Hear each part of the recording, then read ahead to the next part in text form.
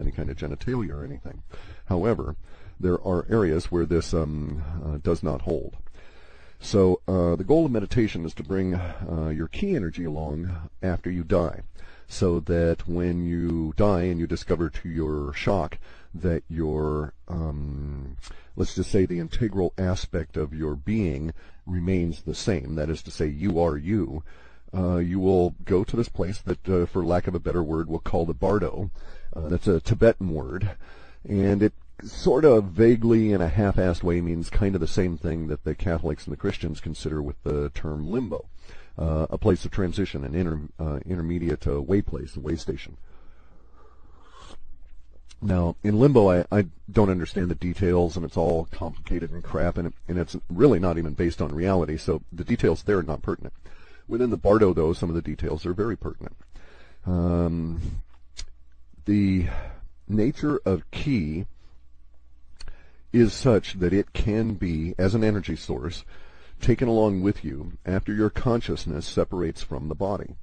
When the Shoshona, the little energetic vortex that connects the core of your brainstem to the outer edge of the materium is severed, the Shoshona winds up, and it goes to what we can think of as like the inside boundary wall of the materium itself, and that's where the bardo is housed. It's not necessary that there be space involved, because when you're dead, space doesn't exist.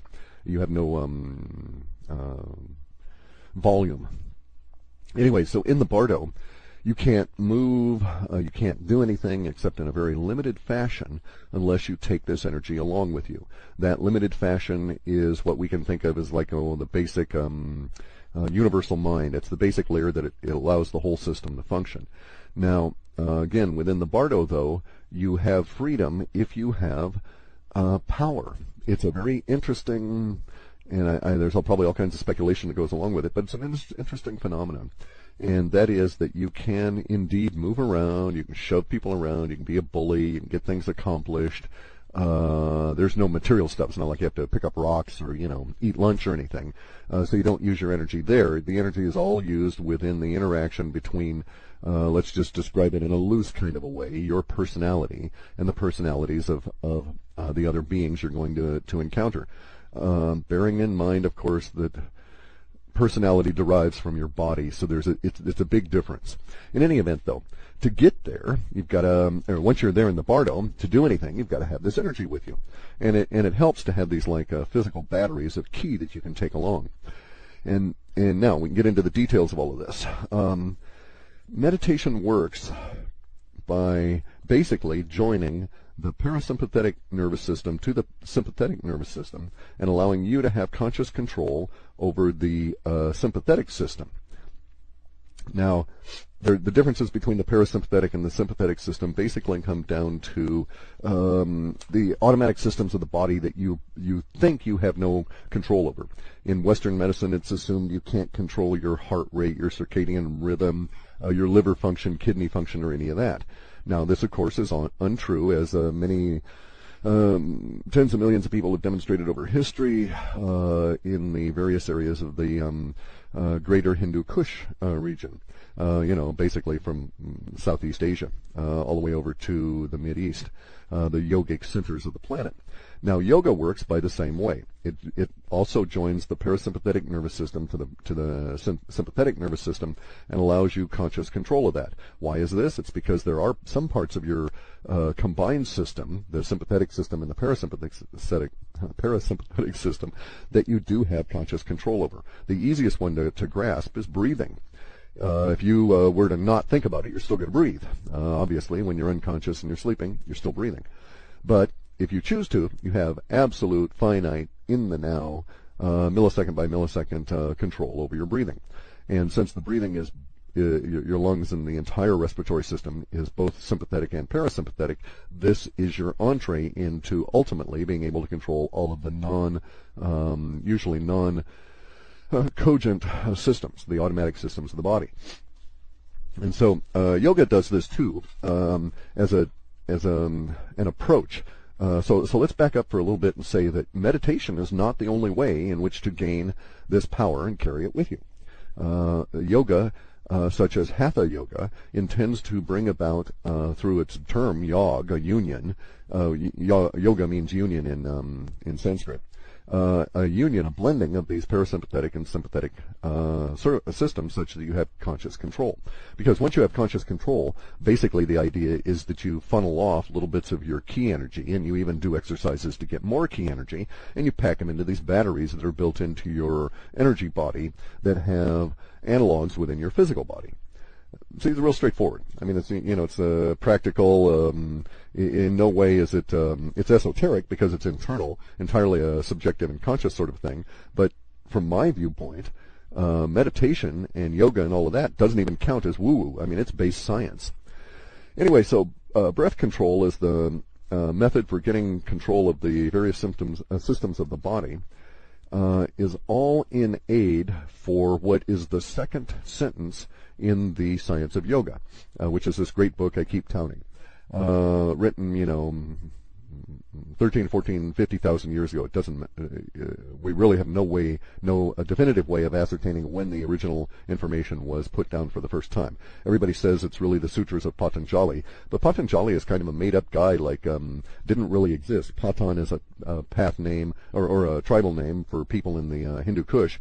Patan is also a path name, a version of the Taoism, and Jali is a title. So this individual, well, that's not really a person's name, but in any event, so the second sentence in the Science of Yoga goes to this idea, and that sentence is Yoga Sati Vitri Nirodha, which is yoga is all about calming the disturbances of the mind, because yoga, which we can take also as the very first or codified form of getting into the meditation part of it, is at its core the same science expressed in different words. Now in yoga, they approach it from getting at all the body positions. In meditation, you choose one or two body positions, and then you work on the internals of the mind. So it's just various different ways of getting at it. One way is to get the body so totally involved that it becomes a superfine tool, and the other way is to get the body out of the way. So either way, you end up with the same state, which is that the mind becomes out of the way, the mind falls off, and what is called will is exposed. Now, will is a funny thing, and we can have all kinds of discussion about the nature of will and willpower and so on. But willpower is a very key component, of the meditative process, because it allows you to direct and channel the ki itself.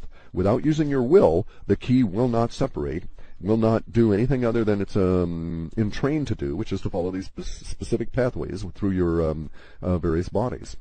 Now, willpower allows for the conscious redirection of ki, the flow itself, into your storage areas. And then it also allows you to practice those techniques that basically bash all the ki into a little lump and store it. Now, yoga, Taoism, Vipassana, Buddhism techniques, Jain techniques, any of the techniques for meditation, other than those that I've seen that are obscured by the religions around them. So, for instance, I'm not very impressed with the Catholic monk meditation techniques because they don't discuss the real point of meditation. It's all in this woo-woo, airy-fairy shit that doesn't really relate. But all techniques that are solid and legitimate and based on the meditative sciences include some level of what we can call sensory entrainment as the next step. So let's assume that you're going to do a meditative approach and not a yoga approach. Then you're going to sit down, or you're going to stand, or you're going to lie down. You're going to find that position of your body that acts as your first attempt at sitting.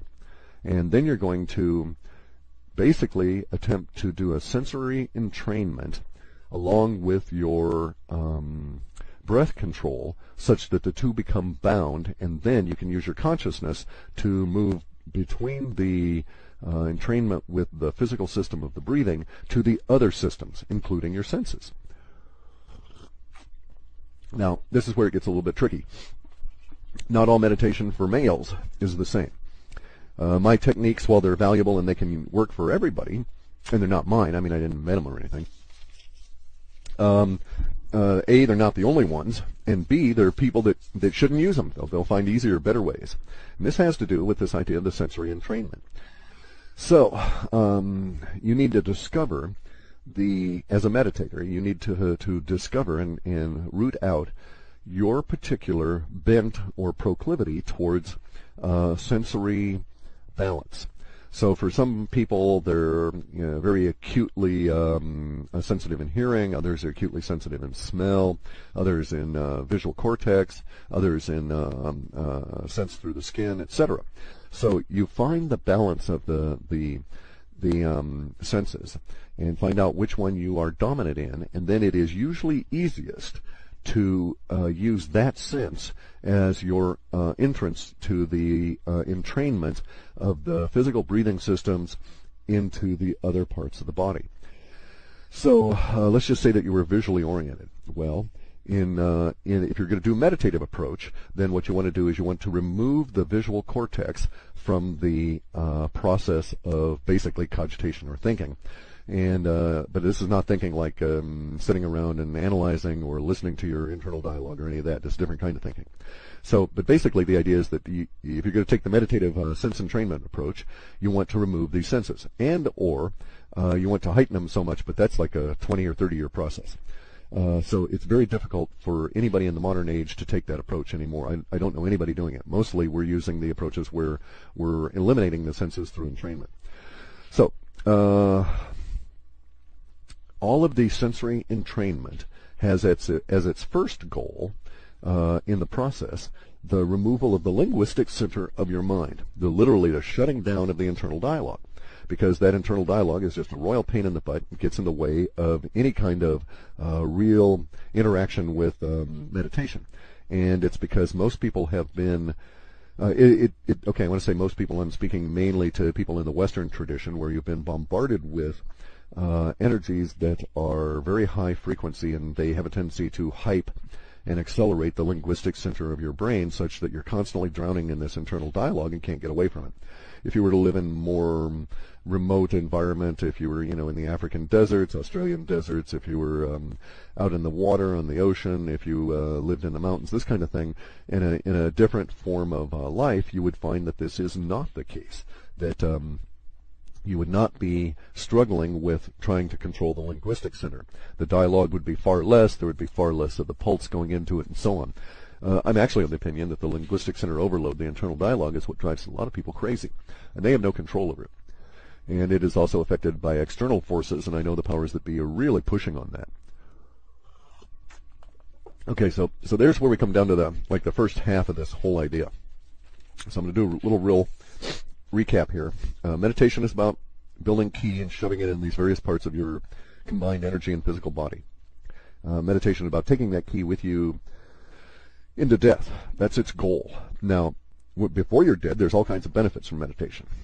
You're calm, you can think better, you can actually use your mind as a tool. It's no longer your master. Same thing with the linguistic dialogue component. It's a tool, it's not your master, you're not a slave to it. You can control your body. You have willpower, so you can say, no, I don't want that second potato chip. I don't want any potato chips. I'm not going to eat your foul material, and not be affected by the demand cycles that the media is putting into you on that stuff. You just shut it off in your brain. And also, I'm quite convinced that my meditative abilities were what allowed me to completely cure the eczema and deal with other bodily issues. So there are a lot of benefits to having meditation as a daily practice. Now, here's where we get to the actual bottom of your foot meeting the rough surface of the road. Be advised that anybody on this planet that's male, I don't know about women again, that can sit and have 2 minutes a day of actual meditative experience is a damn god. Okay? So 2 minutes a day is your goal. All you want to do is to have actually sat in a meditative state for 2 minutes, and you will create so much ki power that, as they say, when you walk, countries will tremble. It is very difficult to even get 1 or 2 seconds of actual meditative experience in the beginning. And so if you can achieve a second in sitting 10 minutes, 20 minutes, an hour, that's tremendous. And from that point on, you'll never, ever let it go, because you will have achieved a state of being that you will find so intriguing that you will want to replicate it constantly. So it's a very nice feedback loop to this. It is very, very, very difficult, which is why I tell you this up front. There is no shame to trying and failing. The shame in my mind is to stop trying. Because you will succeed. I've never met anybody that persisted that did not obtain this state. And I know a lot of people through a lot of years on this that have gone into this. The vast majority have given up and fallen away. But those few that have kept at it, even all they're aiming for is 2 minutes a day. Now, initially, it may take you a half an hour to sit and get nothing. And then you sit and you sit and sit and sit and sit and sit or stand, depends on the various different techniques. And you can vary them. You don't have to be static about it. But you may work for weeks to get that first millisecond. You might work for a year to get that very first second of meditative experience, and it will change you forever. First off, in the process of that year, you're going to develop willpower that will allow you to shove your fingers through solid wood and not care about the pain, if there is any, because you can block it. But in the end, the willpower is a secondary issue. It is an outgrowth of your persistence, not the actual. It's merely exposed by the process. It is not created. You have willpower the instant you decide you're going to use it, and it can never be taken away from you from that point forward. But it is only exposed. It is not created by this process. So now, let's talk actual techniques. How do you get this linguistic center out of your brain? How do you get it to shut down? First off, most people have not mapped their consciousness, and this is something you can do while you're learning to meditate. In the process of sitting, your mind's going to go batshit. It's going to say, I don't like this, get your ass up. It's going to cause bazillions of distractions. It's going to try and do everything it can to have this not occur. Now, this is because during that part of your meditative process, your mind is not your own. It is actually controlled by the subcomponent of your overall body and being, which is called your ego. And until you take it away, the ego owns the meditative process because it'll bitch and moan at you until you stop. Because basically, I got to tell you this flat out up front, two things, cautions here. Should have done it at the beginning of this. Meditation will change you forever. Succeed or fail, it will change you forever. And the other caution on this is that the changes may not be acceptable to those around you. You have to be aware of that. When you change this way, you will change your personality. Once you start, for instance, once you start exposing willpower, you find that, people all of a sudden think you have a super forceful personality because you just don't put up with the bullshit. You're not subject to as many of the waves and tides in time, as they say, that move the social order around you. You can stand with your mind centered and let the chaos flow around you and then decide how to act, that sort of thing. So you will change, your friends will notice, you will notice, family members will notice, and a lot of people will not like this. And one thing that really won't like it is your ego, because it has to die in the process. And it knows this.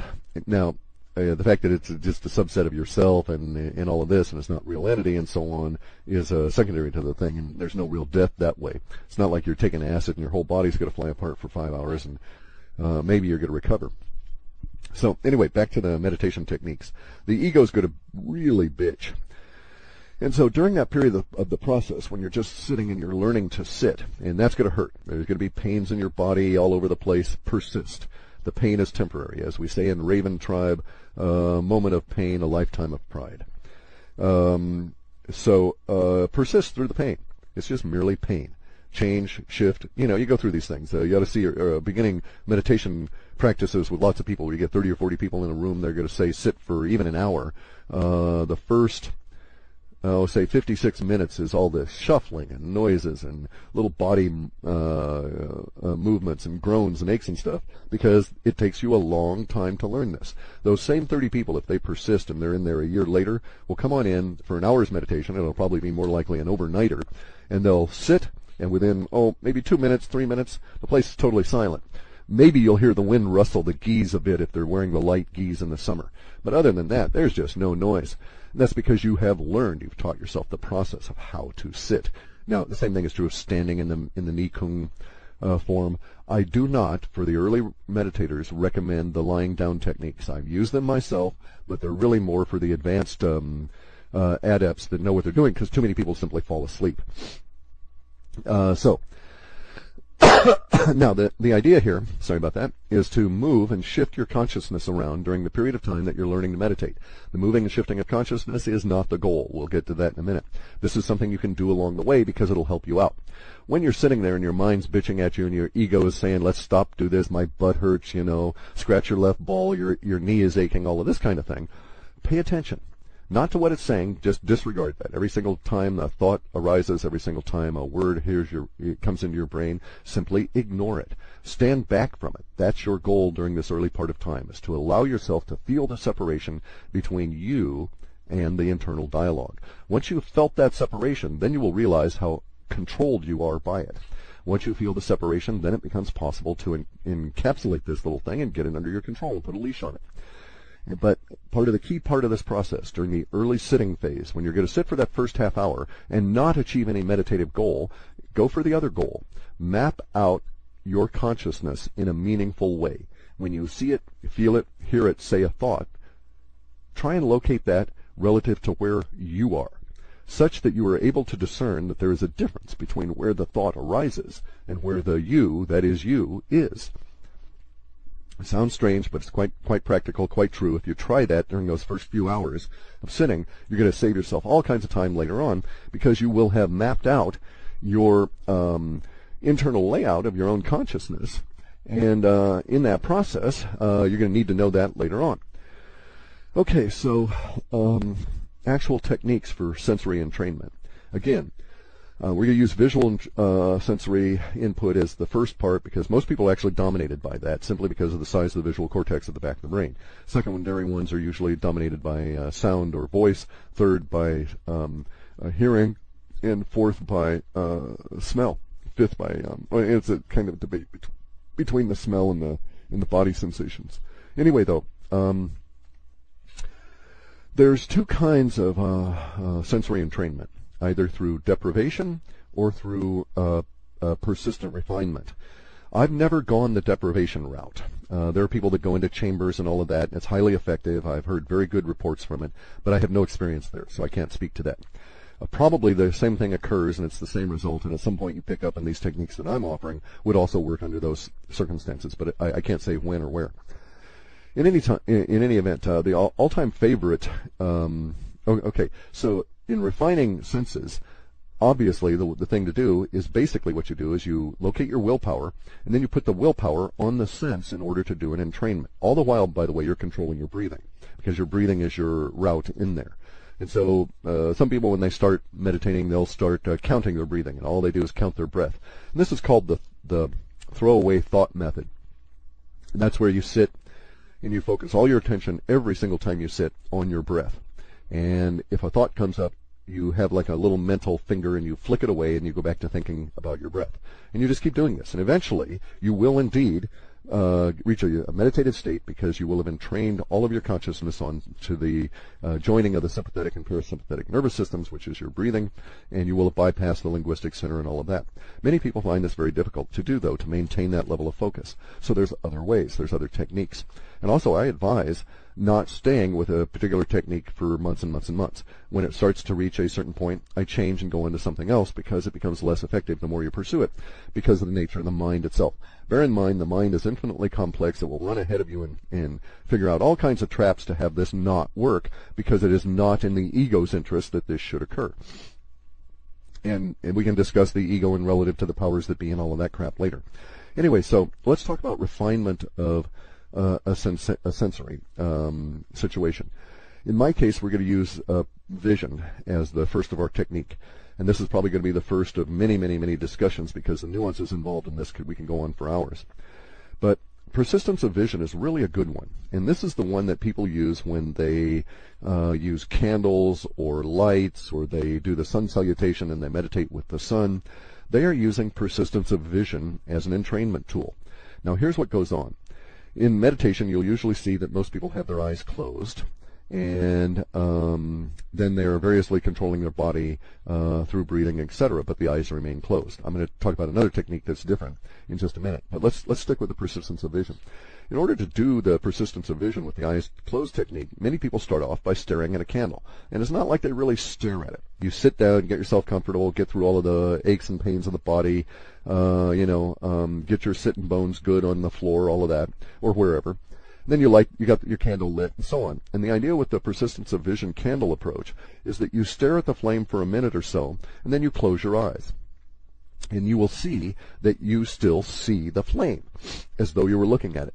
Only that image is going to fade very, very rapidly, within a millisecond or two, for the novice. And then you'll open your eyes and you'll look at the candle again, and you'll close your eyes again. The goal at this point, the intermediate goal of this method of technique, is to maintain, through sheer willpower, that image in your mind. That's the goal. What you want to do is you want to look at that candle, close your eyes, and make sure you can hold that image from dissipating. And you'll say, oh, that's not possible. Well, I beg to differ. It is certainly possible, and I know people, including myself, that can hold that image as long as we desire, because we practice. We put in the years and the time on it. And basically, the idea comes down to recreating in your mind. Once again, you're exposing the willpower and the will is telling the mind there's no real reason for this to dissipate. The light does not exist here behind your eyes. It's an image within your mind, so let's just hold it there. And see, here's the beauty of all of this. If you take this approach, in my opinion, there is more to be offered in the modern world this way than some of the other sensory link-ups. And that is because you can use this image later on to do things like 3D modeling, interact with the solid platonic geometries that the sun presents, and all these other cool things, which I don't know if the sun is presenting sound, because I'm not a sound guy. It may indeed have an analog there in that form of meditation that exists the same as the visual fellows. But because I don't know, I can't say for sure. So, again, a light of any kind is not necessarily going to be good for you.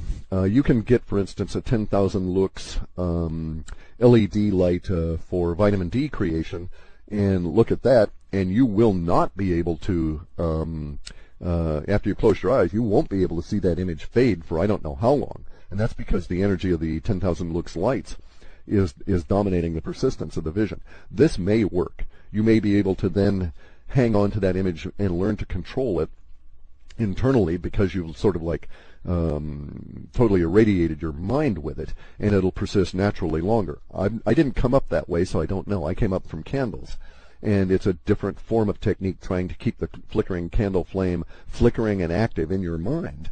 The static light system with the 10,000 lux lights is being touted among some of the meditators in the Eastern Europe and so on as being very effective, and it may well be. There's all kinds of machine augmentation these days, none of which I've tried, so I really can't comment on. But there's like headphone sound systems, all of this sort of thing that do the mental entrainment. I actually am of the opinion that you're captive to the machine then, and are not in control, but that may be wrong. I just don't know. It's just a thought from the outside. So, you got your candle, you're looking at it, and you stare at the image. And this is your basic goal for I don't know how long. But you'll know when you've achieved it, because you'll be able to just wake up in the morning, open your eyes, look at the light, and so on, close your eyes, and hold any image you just saw. Or if you want, you can call back up the candle and just hold it there. And so this, by the way, this process of the image retention will allow you to map out, once again, your consciousness, how it lays out, where everything is, and this kind of thing, because you will feel that image in a particular place, and I'm using words and we really can't, within your consciousness, and you'll be able to shift that image around in your consciousness, and then you can go start exploring. Once you've reached that level, you've actually started the process of entraining ki in your body. You're just not yet consciously directing that. It's almost as a side effect, because the willpower will drain off a certain amount of ki to keep supporting it. That's one of its functions. It's kind of like how the battery in your car continually drains the electricity to keep itself charged. And so it actually works at that level. And in doing this process of meditation, you'll get enough ki that other processes will become easier. So as much as a bitch as it is during the early days, when nothing is accomplished and you just sit there and sweat, and you actually sweat, it's really hard work to do this. At some point, the ki starts cooperating because you cross this threshold. And then it actually starts snowballing on you. And it's really cool at that stage.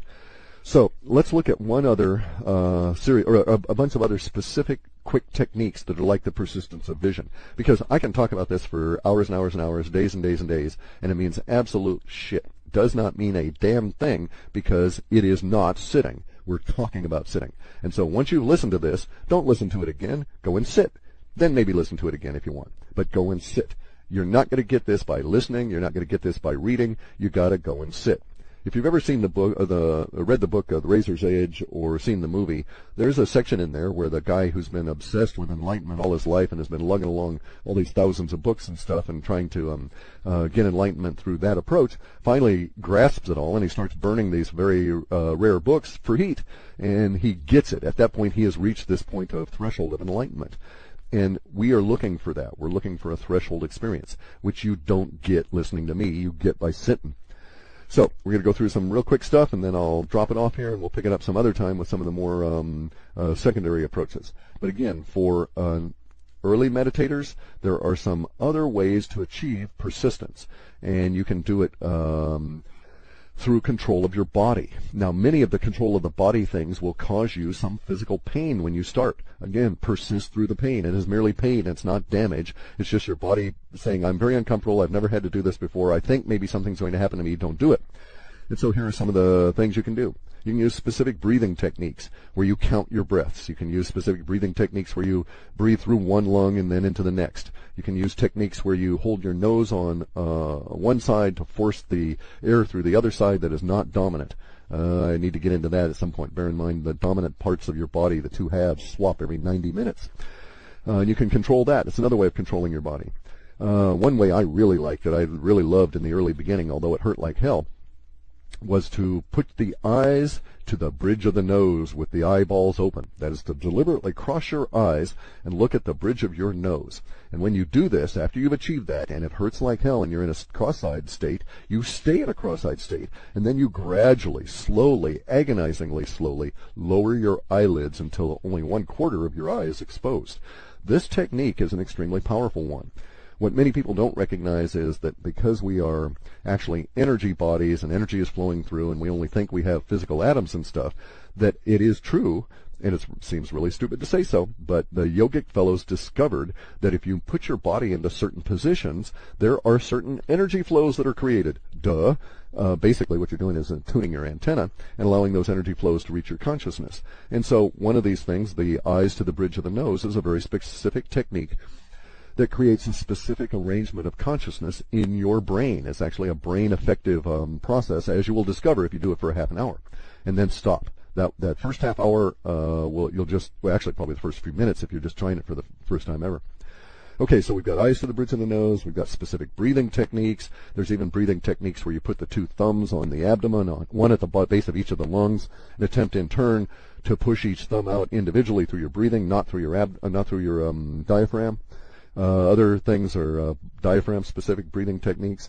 Then there's the body positions. Now, the body position approaches go all the way through the yoga sun salutations, through all the various different Muladhara and other chakra-enhancing positions. But they also, the body technique positions include the things like the Taoist forms of sitting. There's various sitting techniques. All of these things can be looked up, by the way. I'm not going to go into them. You can just put in Taoist meditation sitting techniques, and you'll see lots of different examples. But some of the body position things that are really interesting, besides, contorting your limbs to create various different flows through the joint areas. The joints are an interesting part of the body because of how the ki flows through them. But there's also this other thing. And if you want to look it up, it's spelled M-U-D-R-A. And it's mudra, whatever. It's a yogic technique that basically describes, in a general sense, putting the body in specific specific positions to create specific mental effects. Now, the mudra, though, are very refined. They're at the apex of this because they're usually hand gestures, and even can go so far as to be merely eyelid arrangements. You simply move your eyelid at a very subtle level and create a different effect in your consciousness. But the hand techniques of mudra have to be investigated at some point. It's interesting to look at them and see them. Some people find that when they do mudra techniques in their early meditation, that is, hold their hands in certain ways, they get a huge boost out of it. Again, I didn't come up that way. I used the Seiza. I came through the martial arts rather than the yoga, although I've done yoga for years. I didn't use it as a meditative technique. So I came through the martial arts and sat Seiza, the typical Zen approach. And you put your hands in a couple of places relative to your knee positions. The yoga approach of mudra, there's all kinds of hand techniques, and I use them now that I'm much more advanced in meditating because they're extremely powerful. Again, I can't say how they would be, but I have heard reports from early meditators that they can indeed add a serious boost. So it may be worth looking at. I'm going to let you all go now. We're about 40 minutes into this, and I've got to get another cup of tea and get moving here and get some stuff done. Again, it looks like I'm going to have to promise another meditation discussion here because there's probably about 50 or 80 of these techniques I didn't even get to that I just wrote down in a broad brush. You can look a lot of these up online, but basically, as I say, the goal of meditation is to store ki so that you can take it with you.